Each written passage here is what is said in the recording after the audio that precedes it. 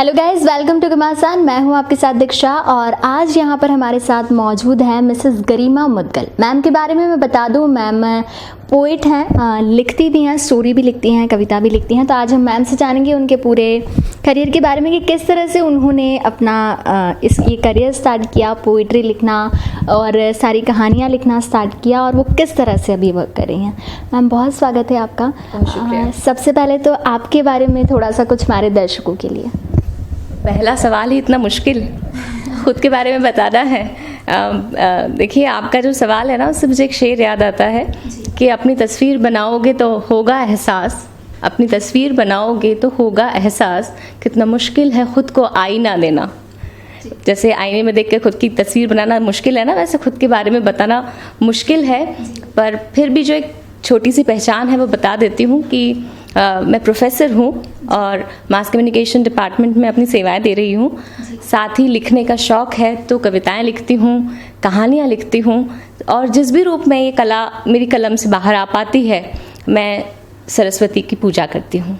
आप कहानियाँ और कविताएं लिखती हैं, तो किस तरह से लिखने की शुरुआत हुई? कोई ख़ास वजह थी जिसकी वजह से आपने लिखना शुरू किया?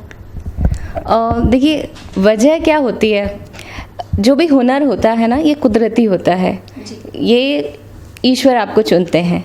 तो इसकी वजह मतलब जैसे एक हीरा है, उसे आप तराश सकते हैं लेकिन उसे आप बना नहीं सकते, उसे आप पॉलिश कर सकते हैं समय के साथ में अपने हुनर को।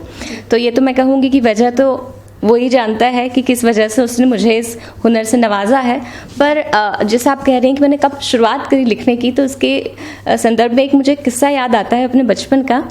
हालांकि मैं उससे पहले भी लिखती थी शायद, पर पहली बार ऐसा हुआ था जब किसी ने ये चीज़ नोटिस की थी।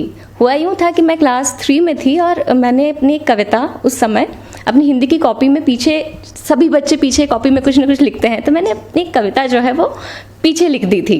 तो जब वो कॉपी चेकिंग के लिए गई, जब मेरे टीचर ने उसे चेक किया तो उन्होंने पीछे वो कविता पढ़ी। तो उन्होंने मुझे बुलाया और उन्हें बहुत अच्छा लगा कि एक बच्चे ने कविता जो है वो शायद किसी पेपर में से लिखी, और इतना अच्छा बच्चा कोई शौक रखता है कि वो इस तरह की चीज़ों का कलेक्शन करता है। तो उन्होंने मुझे शाबाशी दी, बोले कि अरे वाह, तुमने कहाँ से लिखी है कविता? तो मैंने कहा कि ये कविता मैंने खुद लिखी है। तो सबसे पहली चीज़, उन्होंने मेरे इस हुनर पर शक नहीं किया, उन्होंने ये बात मानी कि कविता मैंने लिखी है और उन्होंने मुझे बहुत प्रोत्साहित किया और कहा कि कल आप तैयार करके लाइए और आपको असेंबली में कविता सुनानी है। तो उसके बाद जब मैंने कविता सुनाई असेंबली में और जो प्रोत्साहन मिला मेरे दोस्तों का, मेरे टीचर्स का, और उन सब की आंखों में जो खुशी थी मेरे लिए, जो प्रेम था, उस चीज़ ने मुझे बहुत प्रोत्साहित किया। तो ये एक किस्सा जो है वो मुझे हमेशा याद रहेगा। और दूसरा एक किस्सा हुआ था, मैं 9th क्लास में थी और हम लोग बचपन में, आपको याद होगा, आपने भी किया होगा, कॉपी से ही है रिलेटेड, कॉपी पे हम लोग पुराने न्यूज़पेपर्स के कवर चढ़ा लिया करते थे। तो मेरी एक फ्रेंड जो थी, उसने एक कवर चढ़ाया हुआ था और उसमें गुलजार साहब की एक नज़्म लिखी थी। तो मैंने पहली बार पूरी नज़्म जो है वो गुलजार साहब की किसी न्यूज़पेपर, पुराने न्यूज़पेपर जैसे कवर चढ़ाया गया था, उसमें लिखी थी। तो इस दौरान, अब जब स्कूल का जो दौर चल रहा था, इस दौरान मैं काफ़ी सारे कॉम्पिटिशन्स में, सब में मैंने बहुत बढ़ चढ़ के हिस्सा लिया, लेकिन उस नज़्म ने मुझे बहुत ज़्यादा दिल तक छुआ और मुझे लगा ये एक एक्सप्रेशन है, एक राइटर इस तरह से एक्सप्रेस कर सकते हैं। तो वो भी एक टर्निंग पॉइंट आप कह सकते हैं कि वो कई दिनों तक नज़्म मेरे पास संभली रही, आज भी है। मैं उसे बार बार पढ़ती थी और मुझे लगता था कि कितनी मैच्योरिटी है राइटिंग में। तो ये 2 किस्से मुझे हमेशा याद रहते हैं। मैम, आपकी पोइट्री लिखने से जुड़ा कोई ऐसा किस्सा, खास किस्सा जो आप दर्शकों के साथ शेयर करना चाहेंगी? देखिए, किस्से तो जैसे मैंने बताया कि शुरुआत एक किस्से से हुई थी और बहुत सारे किस्से हैं, और जो लोग भी लिखते हैं उन सबकी एक जर्नी होती है, उसमें कई सारे ऐसे तमाम वाक़ये उनको याद रहते हैं। तो एक और मैं आपके साथ में शेयर करती हूँ। मैं कॉलेज में थी और पढ़ने का शौक़ था और दोस्त भी ऐसे थे, तो कई बार प्रोफेसर से कोई किताब ले लेते थे कि हम पढ़ेंगे, क्योंकि हमारे पास इतने पैसे नहीं होते थे कि हम किताब खरीद के पढ़ें। हम कॉलेज में थे तो एक बार मेरे एक दोस्त के पास में मैंने एक जावेद साहब की एक किताब देखी और मैंने उसे कई बार बोला कि मुझे पढ़ने के लिए दे, मुझे पढ़ने के लिए दे। तो पता नहीं क्यों, किसी कारण से वो दे नहीं पा रही थी। तो एक बार शाम को हम लोग कॉलेज के बाद बाहर खड़े हुए थे, तो हमारा कॉलेज जो था वो 5:15 बजे के लगभग ख़त्म होता था। अब बातें करते करते 6 बज चुकी थी। जब हम सब लोग दोस्त जाने लगे तो मेरी इस दोस्त ने कहा कि वो तुम्हें किताब चाहिए थी जावेद साहब की। मैंने कहा हाँ मिल सकती है। तो बोले हाँ ठीक है ले जाओ। मुझे लगा अरे वाह इतने दिनों से मांग रहे थे, मिल गई। पर उसने कहा कि ये किताब है ना मुझे सुबह वापस कर देना, क्योंकि सुबह हमारी कोचिंग लगती थी 7:30 के अराउंड और हम लोग घर से 6:45 पे निकल जाते थे। तो मैंने कहा अच्छा ठीक है, मैं मना भी नहीं कर सकी कि इतने कम देर के लिए किताब मिल रही है, पर ठीक है। मैंने कहा ठीक है आप दे दो किताब, यही गनीमत है कि मिली। अब मैं उसे लेकर घर पहुंची तो मैंने कहा पढ़ना शुरू करूं कि क्या करूं, इतने कम समय के लिए किताब है। किताब खोली, कुछ लाइनें पढ़ी, पर एक हड़बड़ाहट की सुबह वापस करनी है। तो कहीं ना कहीं मन में ख्याल आया कि किताब मेरे पास रहनी चाहिए, ये मैं हमेशा संभाल के रखूँगी। क्या किया जाए, फ़ोटोकॉपी भी नहीं हो सकती थी, थोड़ा मैं लेट भी हो गई थी। तो रात को मैंने घड़ी देखी 9 बजे थे। तो मैंने मन ही मन डिसाइड किया कि मेरे पास एक डायरी रखी है, मैं ये किताब अपने हाथों से आज रात भर इस डायरी में लिख लेती हूँ। तो बस मैंने लिखना शुरू किया और आप ये समझिए कि वो किताब की हर नज़्म, हर गज़ल को मैं लिखती चली गई। और सुबह 6 बजे का जो मैं अलार्म लगा के रखती थी उसने मुझे जगाया नहीं, क्योंकि मैं जागी हुई थी। और जब वो अलार्म बजा तब तक मेरी किताब मैंने अपने हाथों से पूरी लिख ली थी और मुझे इतनी खुशी हो रही थी कि आज मैंने बहुत कुछ पा लिया जैसे।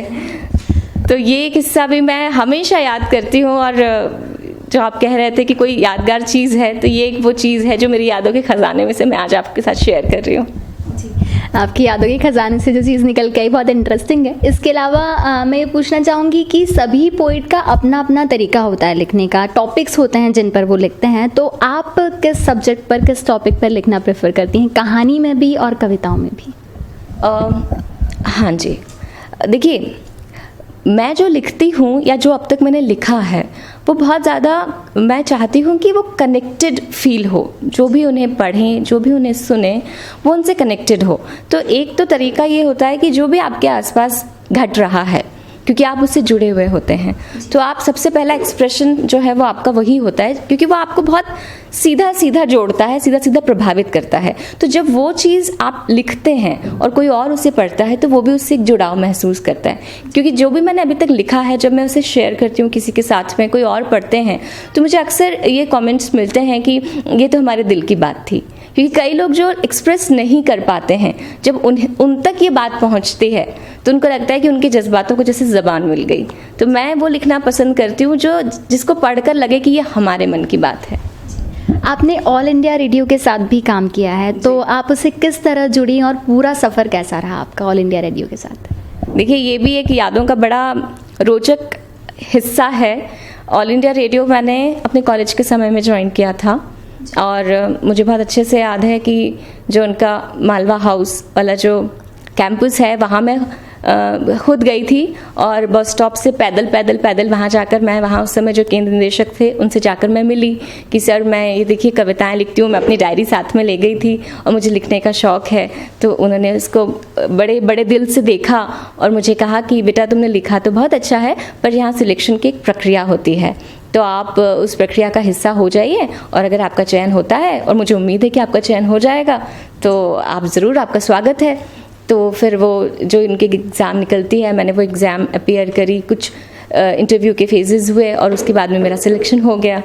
तो वो सफ़र जो था वो बहुत इसलिए अच्छा रहा कि जब आप माइक्रोफोन पर होते हैं और रेडियो से आपकी आवाज़ दूर दूर जगहों तक जाती है, गाँव तक जाती है, फिर चिट्ठियाँ आती हैं, फिर आपको फीडबैक मिलते हैं। तो मुझे हमेशा इंतज़ार रहता था कि आज मैंने शो किया, आप देखिए कौन सी चिट्ठी मेरे लिए आती है, क्या इसमें लिखा हुआ होता है। तो वो बहुत यादगार दिन थे मेरी लाइफ के। मैम आपने अब तक कई सारी पोइट्रीज और स्टोरीज़ लिखी हैं, तो आपकी मोस्ट फेवरेट कौन सी है? क्योंकि एक ना एक पार्ट होता है हम जो भी करते हैं उस चीज़ का जो हमें बहुत पसंद होता है। फिर से एक बहुत मुश्किल सवाल है वैसे, पर मैं इसका बहुत सरल सा आपको एक जवाब देती हूँ कि जो मेरी सबसे फेवरेट या पसंदीदा आप कह लें जो कविता या जो कहानी है, वो मेरी अपनी ये ज़िंदगी है, जो रोज़ नई कहानियाँ गढ़ती है, रोज़ नई कविताएं गढ़ती है और रोज़ एक अनजाना चेहरा इसका मेरे सामने होता है। तो ये जो ज़िंदगी है हम सब की, आपकी भी एक अपनी लाइफ है, मेरी अपनी एक लाइफ है, हम सब की हमारा एक सफ़र है। तो ये जो सफ़र है ना, यही मेरा सबसे खूबसूरत, सबसे पसंदीदा गीत कह लीजिए, कविता कह लीजिए या कहानी कह लीजिए, मेरे लिए सबसे ज़्यादा फेवरेट है। अभी अगर मैं फ़िलहाल की बात करूँ तो आप किस चीज़ पर लिख रही हैं या किस चीज़ के ऊपर काम कर रही हैं? देखिए फ़िलहाल कई सारे प्रोजेक्ट्स हाथ में हैं। मैं सोशल मीडिया पे भी काफ़ी एक्टिव हूँ, न्यूज़पेपर्स के लिए भी राइटिंग कर रही हूँ, आर्टिकल्स लिख रही हूँ, कहानियाँ, कविताएं, काफ़ी सारी चीज़ें हैं, इंगेजमेंट्स हैं, प्लस साथ में मैं पढ़ाती भी हूँ कॉलेज में। तो बहुत सारी चीज़ें एक साथ चल रही हैं, पर मज़ा इसलिए आ रहा है कि सभी चीज़ें मेरे इंटरेस्ट की हैं। मैम, जब से आपने लिखना स्टार्ट किया, धीरे धीरे अपनी पोइट्री की आपने स्टार्टिंग की और आज आप इस मुकाम पर हैं, तो आपके पूरे करियर में आपकी फैमिली ने आपको किस तरह से सपोर्ट किया? देखिए, फैमिली का सपोर्ट जहाँ तक मैं बोलूँ तो मैं जिस परिवार से हूँ, मेरे माता पिता दोनों शिक्षा विभाग से हैं, तो हमारे घर में काफ़ी पढ़ने लिखने का माहौल था। तो एक सबसे बड़ा सपोर्ट जिसे हम बोल सकते हैं वो यही था कि घर में ये सारी सामग्री उपलब्ध थी, पढ़ने के लिए इतना कुछ था, बहुत वैरायटी थी, कई सारे लेखकों की किताबें थी, कविताओं की थी। तो सबसे पहला इंस्पिरेशन तो मुझे वहाँ से मिला और ये मेरे परिवार का एक बहुत बड़ा सपोर्ट था। फिर दूसरी चीज़, जैसे मैंने बताया कि लिखने की शुरुआत बाद में होती है, पहले आप सुनते हैं घर में जो बातें होती हैं। तो मेरे माता पिता जो बातें करते थे या पापा जिस तरह से बातें बताते थे, जो उनका तरीका था या कोई जो दृष्टिकोण था किसी चीज़ को देखने का, वो भी एक बहुत बड़ा आधार बना। दूसरी एक चीज़ मैं आपसे कहना चाहूँगी कि परिवार के सपोर्ट की जहाँ तक बात है, कई चीज़ें जो है वो दिखती हैं और बहुत सारी चीज़ें दिखाई नहीं देती, और जो दिखाई नहीं देती ना वो सबसे ताकतवर होती हैं। जैसे ईश्वर जो दिखते नहीं हैं, सब जगह होते हैं और सबसे ज़्यादा शक्तिमान होते हैं, वैसे ही जब आपके परिवार वाले आपके सपनों पर भरोसा करते हैं और जो आप चाहते हैं जीवन में, उसके लिए वो आपको हिम्मत देते हैं, ये सबसे बड़ा सपोर्ट होता है। कि जब देखिए, वो एक विज्ञापन में आपने सुना होगा ना पंचलाइन की, डर सबको लगता है और गला सबका सूखता है। तो वो सारी बातें होती हैं, कई बार आपको डर लगता है जब आप कोई करियर चुनते हैं, सारी चीज़ें होती है, लेकिन जब आपको कोई पीछे से कहता है ना अपने परिवार वाला की चिंता की कोई बात नहीं है, आगे तो बढ़ो, तो ये जो चीज़ है और ये जो फीलिंग है, ये सबसे बड़ा साथ है। तो मैं ब्लेस्ड रही, मेरे माता पिता ने भी मुझे इस मामले में बहुत सहयोग किया, और हस्बैंड तो खैर क्योंकि मीडिया प्रोफेशनल हैं, तो हम दोनों का जो एक तारतम्य है साथ में, और जो विचार हैं वो काफ़ी मिलते जुलते हैं। मैं समझती हूँ उनको, वो समझते हैं मुझे। तो ये जो एक समझाइश है आपस की, ये बहुत मायने रखती है। तो मैं किसी के लिए भी सबसे बड़ा सपोर्ट ये है, जिसको भी आप सपोर्ट करते हैं अपनी फैमिली में, अपने दोस्तों में, सबसे पहले उस पर यकीन करिए। जो भी उनका मत है, जो भी उनकी मान्यता है, या जो भी उन्होंने ख्वाब देखा है ज़िंदगी के लिए, उस पर भरोसा रखिए। आपने भरोसे की बात कही, इसी पर मैं पूछूंगी कि जब हम स्टार्ट करते हैं अपना करियर या कुछ भी करते हैं, स्पेशली जब एक लड़की अपना करियर स्टार्ट करती है, तो फैमिली सपोर्ट रहता है, वो बहुत अच्छी बात है। लेकिन कई बार ये चीज़ें देखने में आती हैं कि सोसाइटी है, कुछ रिलेटिव्स होते हैं, कुछ एक जिन्हें ऐसा लगता है कि यार ये क्यों ऐसा कर रही है, इनकी बच्ची ऐसा क्यों कर रही है, तो वो हमारी फैमिली को सजेशन देते हैं कि यार आप ऐसा नहीं करो, अपनी बच्ची को बोलो कि वो ऐसा ना करे या उसे ऐसा नहीं करना चाहिए। तो ऐसी चीज़ें कभी आपको देखने को मिली लाइफ में? क्योंकि अधिकतर घरों में, या मैंने देखा है लड़कियों के साथ ऐसे होते हुए। आपने फिल्में देखी हैं? जी। आप कॉमेडी फिल्म्स देखती हैं? कैसी लगती हैं? अच्छी लगती है कॉमेडी। लगती है ना? तो अगर लाइफ में ऐसे कैरेक्टर नहीं होंगे ना जिनकी आपने बात करी, तो लाइफ का हाथ से चला जाएगा। राइट? तो ये आप किस तरह से लेते हैं इस तरह के लोगों को, कि आप उनकी बातों को कितना सीरियसली लेते हैं, या आप पे डिपेंड करता है। देखिए, जहाँ तक सपोर्ट की बात है, सबसे ज़्यादा ज़रूरी है परिवार का।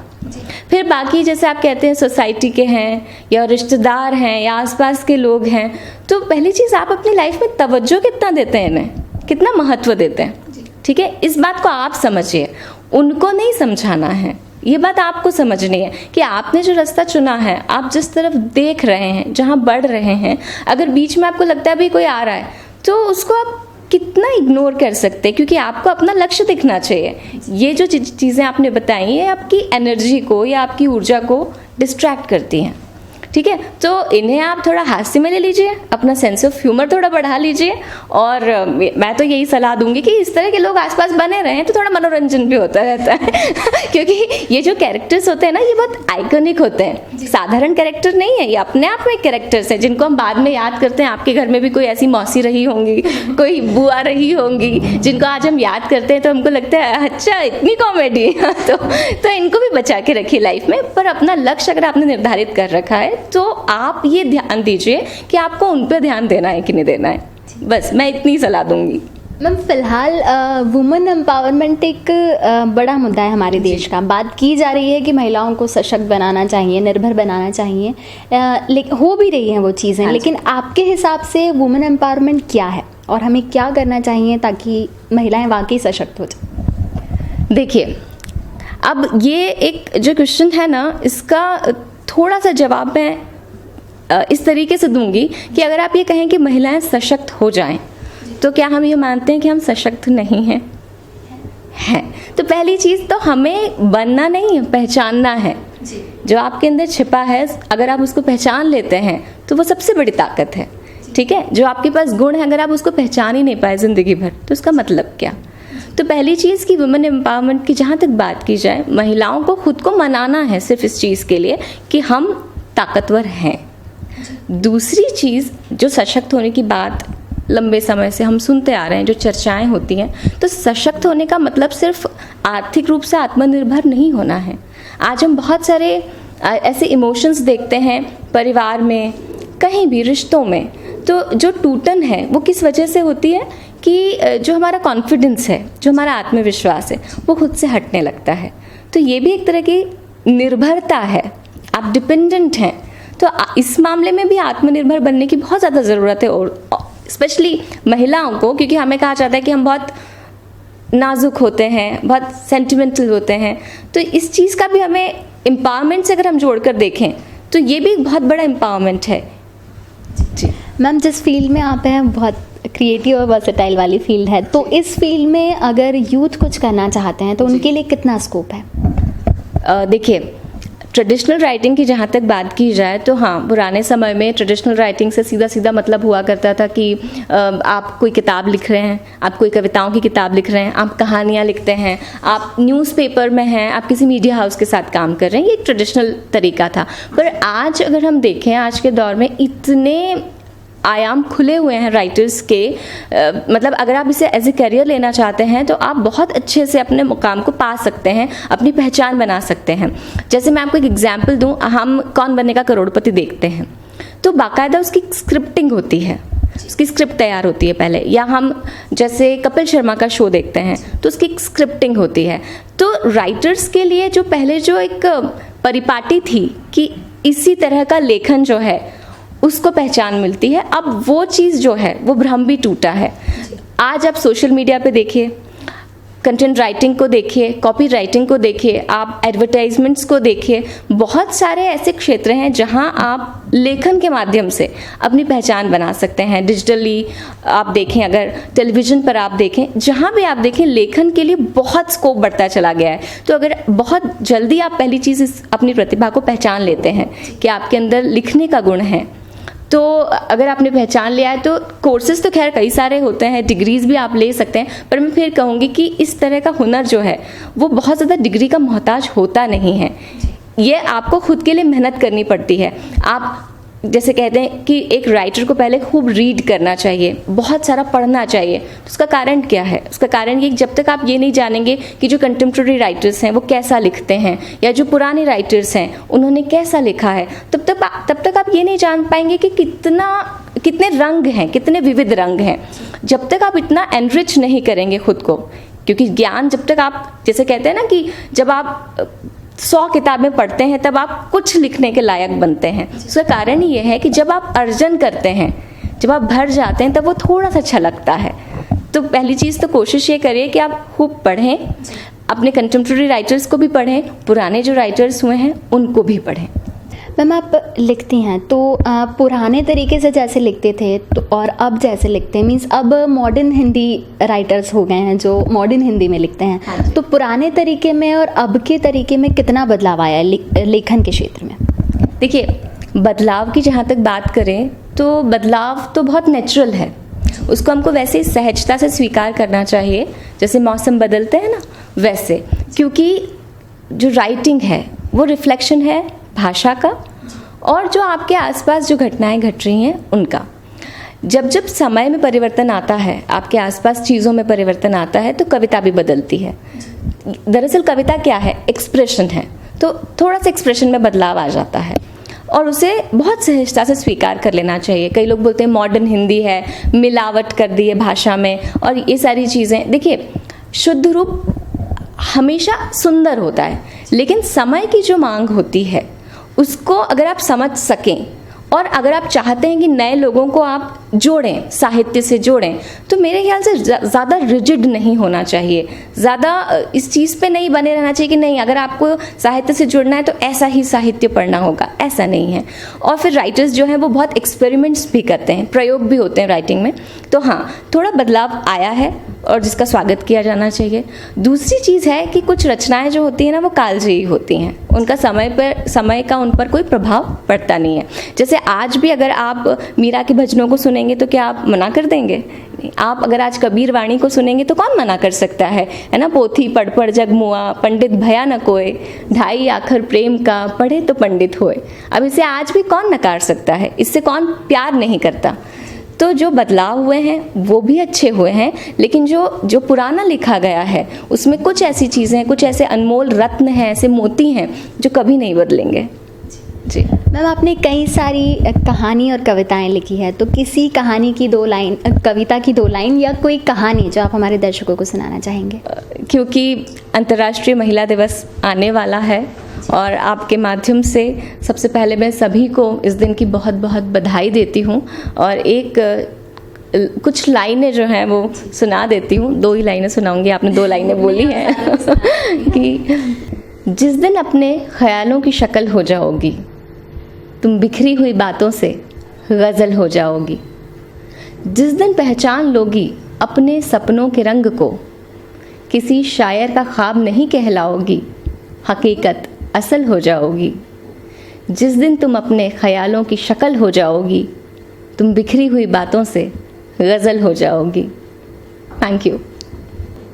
गरिमा मैम से हमने कई सारी बातें जानी, पोइट्री और कहानियों के बारे में उन्होंने बताया, किस तरह से उन्होंने लिखना शुरू किया और आज वो यहाँ पर हमारे सामने बैठी हैं उसके बारे में भी मैम ने हमें बताया, और जो तरीका बदला है लेखन का उसके बारे में भी मैम से बात की। मैम की कविता भी हम आपको सुना चुके हैं जो बहुत ही सुंदर थी। इन सब के लिए बहुत धन्यवाद मैम। बहुत शुक्रिया। Subscribe our channel and press the bell icon for more updates.